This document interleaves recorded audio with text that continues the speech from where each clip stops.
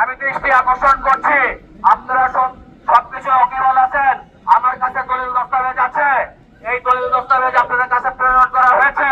আপনারা তাদের বিরুদ্ধে ব্যবস্থা নেন অতি শীঘ্রই, না হলে এই সাধারণ শ্রমিকরা ওদের হক আদায় করার জন্য যা যা করা দরকার ওরা শেষ রক্তবিন্দু পর্যন্ত নিয়ে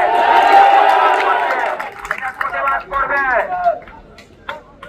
আপনারা কি আমার সাথে একমত? আপনারা কি একমত?